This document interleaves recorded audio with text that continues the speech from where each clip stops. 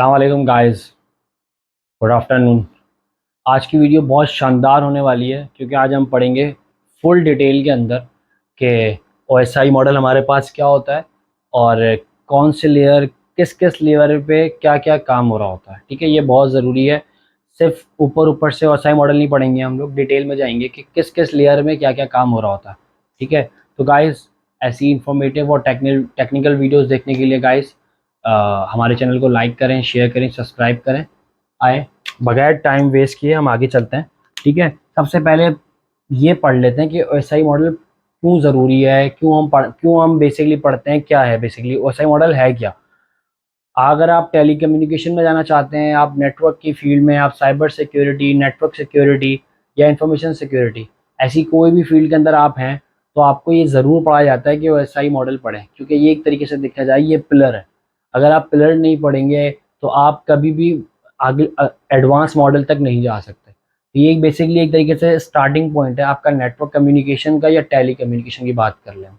ठीक है, अब हम बात करते हैं ओएसआई मॉडल बेसिकली कब डेवलप हुआ, किसने डेवलप किया, इसके बारे में बात कर लेते हैं। ओएसआई मॉडल डेवलप किया आईएसओ ने। ठीक है, कब किया? 1976 में।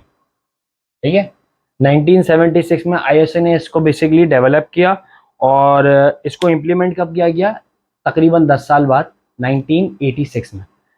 लेकिन मैं इसको कहता हूँ कि इसको फिजिकल क्योंकि इम्प्लीमेंट नहीं किया गया, तो हम इम्प्लीमेंट नहीं कहेंगे, ये थ्योरिकली इम्प्लीमेंट किया गया बेसिकली।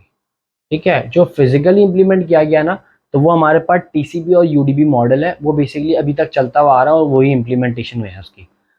जब भी इसको बेसिकली ओएसआई मॉडल को कहते हैं ओएसआई रेफरेंस मॉडल। ठीक है, बेसिकली ओएसआई रेफरेंस मॉडल है ना, वो बेसिकली 7 लेयर्स पे डिवाइडेड है। अगर हम 7 लेयर्स की बात करें ना, तो इसको याद करने के लिए हमने एक फ्रेज बनाया ताकि आप रिलेट करके चीज़ों को याद करें, ताकि आपके लिए ज़िंदगी आसान हो और आपको बेसिकली हमेशा ज़िंदगी भर याद रहे। ठीक है, जैसे कि हम इसको याद रखते हैं ऐसे: आज फिर से टेस्ट नहीं देना पड़ेगा। ठीक है, आज फिर से टेस्ट नहीं देना पड़ेगा।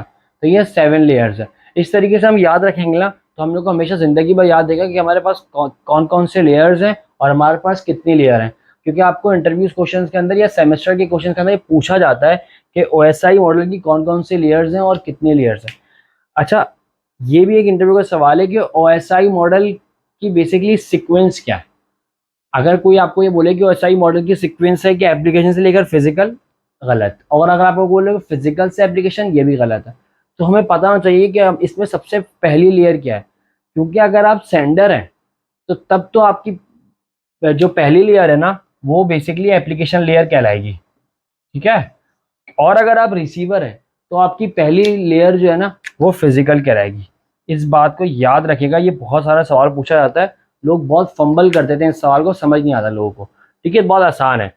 अब हम बात करते हैं कि एप्लीकेशन लेयर काम क्या करती है। Application layer to physical layer को डिवाइड कर दिया 2 हिस्सों में, हार्डवेयर लेयर के अंदर और सॉफ्टवेयर लेयर के अंदर। हार्डवेयर लेयर हमारे पास 3 तरह की होती है और सॉफ्टवेयर लेयर हमारी तरह 3 तरह की होती है। सॉफ्टवेयर लेयर में कौन कौन आता है हमारे पास? Application layer, presentation layer, session layer, और हमारे पास जो है नेटवर्क और डेटा लिंक और फिजिकल लेयर। ये हमारे पास बेसिकली हार्डवेयर लेयर में आती है। अब सवाल ये है कि ये ट्रांसपोर्ट लेयर किस हिस्से में आती है। ट्रांसपोर्ट लेयर जो है ना, basically is a combination of software and hardware. आप ऐसा कह सकते हैं कि एक बॉडी है इंसान की और एक सोल होता है। अगर इंसान की बॉडी का जो हार्ट है ना, बेसिकली हार्ट, वो पंप करना बंद कर दे, तो डॉक्टर क्या डिक्लेयर करता है कि ये डेड हो गया, डेड फॉर्म में चला गया बंदा। ठीक है, तो ये जो बेसिकली हार्ट है ना, उसको हम कहते हैं, इन लेयर का जो हार्ट है उसको हम कहते हैं ट्रांसपोर्ट लेयर।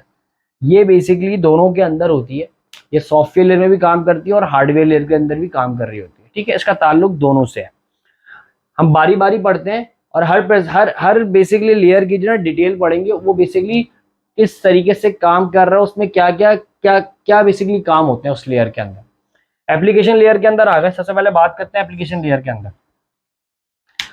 आपने किसी को मैसेज सेंड करना है, किसी को तस्वीर सेंड करनी है, किसी को मेल सेंड करनी है। आपको हम बात कर लेते हैं व्हाट्सएप की। आपने किसी को कुछ भी सेंड करना है, आपने उसको व्हाट्सएप यूज़ करना है, आपने बेसिकली कमांड करना है। कमांड बेसिकली आपने कंप्यूटर को कमांड करनी है, मोबाइल को कमांड करनी है, डेस्कटॉप को, लैपटॉप को कमांड करनी है।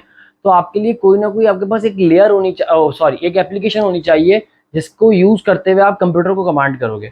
मैंने किसी को मेल करनी है तो मैं कोई आउटलुक पे करूँगा, मैं जीमेल या मैं याहू की बात कर लूँगा।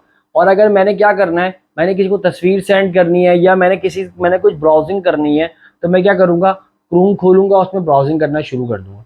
तो आपको कभी ना कभी किसी भी चीज़ के लिए, कुछ भी करने के लिए प्रेजेंटेशन लेयर ज़रूर एप्लीकेशन लेयर ज़रूर चाहिए। आपको हर वक्त जो है एप्लीकेशन लेयर ज़रूर चाहिए, ठीक है, कि ताकि आपको वो आप एप्लीकेबल हो सके किसी एप्लीकेशन, कुछ भी चीज़ कमांड करने के लिए, ठीक है। इसमें हम बात कर लेंगे, प्रोटोकॉल्स की भी बात करते हैं, क्योंकि एग्जाम में पूछा जाता है कि हर लेयर में क्या प्रोटोकॉल यूज हो रहे होते हैं। HTTP भी हो जाता है, FTTP, टेलनेट और HTTPS और बहुत सारे हैं। लेकिन हम चलें बात कर लेते हैं, HTTP पोर्ट 80 पे चलता है। ज़्यादा बात करेंगे पोर्ट्स पे तो हम OSI मॉडल को दूर छोड़ देंगे, इसलिए हम बस आप इस ऐसा एग्जाम्पल समझें कि हमारे पास जितने भी पोर्ट्स, जितने भी बेसिकली जो प्रोटोकॉल्स हैं, ये हम इसको फर्दर वीडियो बनाकर डिस्क्राइब करेंगे क्या होता है, लेकिन अभी आप ऐसे ही इसको मेमोराइज करें, ठीक है। अब हम बात आते हैं प्रेजेंटेशन लेयर पे। प्रेजेंटेशन लेयर क्या काम करती है? प्रेजेंटेशन लेयर बेसिकली हम देखा जाए, सारे लोग एक बात बोलते हैं कि प्रेजेंटेशन लेयर जो है, आप कोई भी वीडियो उठा लें किसी की भी, वो आपको हमेशा कहेगा प्रेजेंटेशन लेयर इनक्रिप्टेड मॉडल है, वो डिक्रिप्ट करता है, इनक्रिप्ट करता है और बेसिकली एक्सटेंशंस पे काम कर रहा होता है। मैं बेसिकली बताता हूँ कि प्रेजेंटेशन लेयर जो है, थोड़ी डीप लर्निंग की बात है, उसमें क्या काम हो रहे होते हैं प्रेजेंटेशन लेयर के अंदर। इंक्रिप्शन डिक्रिप्शन तो हो रही होती है, लेकिन कैसे कर रहा होता है और इससे पहले क्या स्टेप्स होते हैं, ठीक है। तो हमेशा प्रेजेंटेशन लेयर के अंदर सबसे पहली चीज जो है ना हमारे पास है ट्रांसलेशन। ट्रांसलेशन क्या काम करता है? जो आपके कैरेक्टर्स हैं, मिसाल है यहाँ आपने लिखा है हेलो, ठीक है, ये हेलो को वो कन्वर्ट कर रहा होता है किसी बाइनरी कोड के अंदर, ठीक है। तो ये बाइनरी कोड क्योंकि आपका इतना बड़ा बन गया है कि आपके पास अब संभालना उसको बड़ा मुश्किल है, ठीक है, इतना बड़ा बन जाता है। अब बेसिकली बात करते हैं बारी बारी। तो पहले क्या काम होता है, ट्रांसलेशन क्या काम करता है कि आपके जो कैरेक्टर है उसको कन्वर्ट करता है बाइनरी कोड के अंदर। और दूसरा काम क्या है कि जब बाइनरी कोड, अच्छा बाइनरी कोड में क्यों करते हैं, क्योंकि कंप्यूटर हमारी कैरेक्टरिस्टिक की और अल्फाबेटिक जबान नहीं समझता, कंप्यूटर सिर्फ 1-0 पे काम करता है, बाइनरी कोड पे काम करता है। इसीलिए हम बाइनरी कोड में अपना कैरेक्टर्स को कन्वर्ट करवाते हैं, क्योंकि जब इसको कन्वर्ट करवाते हैं तो इसकी वैल्यू थोड़ी बढ़ी आती है। जब इसकी वैल्यू बढ़ जाती है तो ये बेसिकली देखा जाए तो हम फिर दूसरे स्टेप पर आते हैं, उसको कहते हैं data compression. Wait,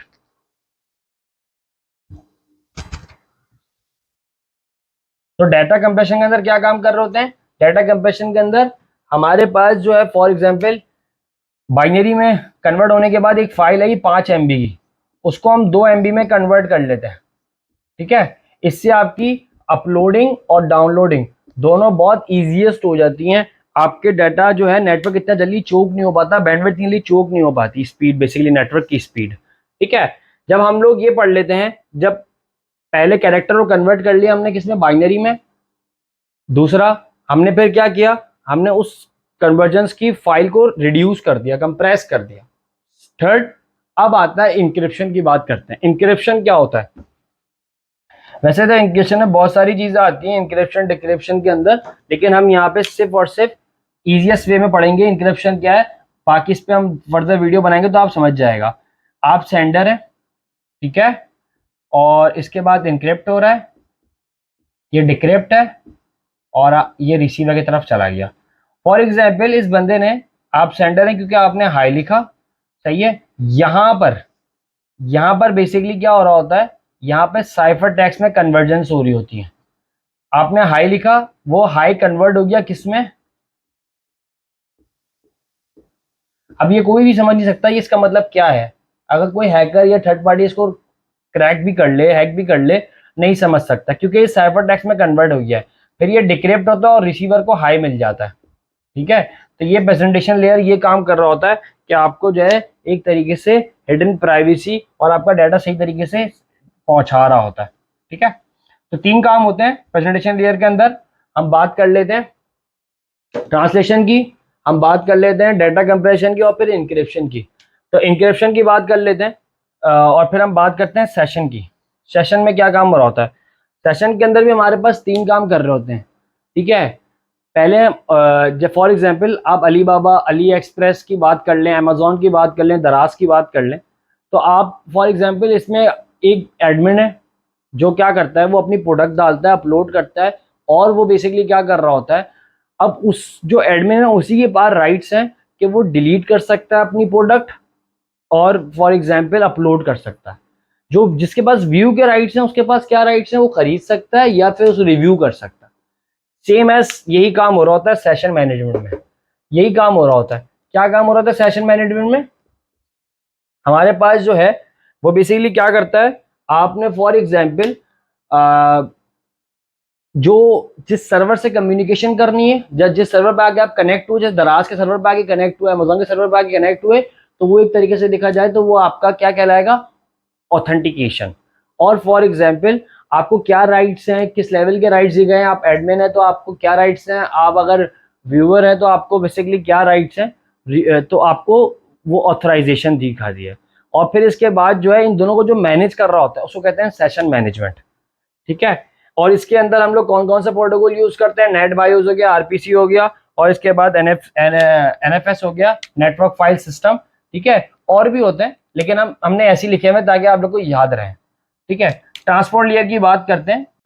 transport layer, तो गाइस ट्रांसपोर्ट लेयर के बारे में हम सेकंड चैप्टर में बात करेंगे। तो guys keep subscribe our channel. Thank you.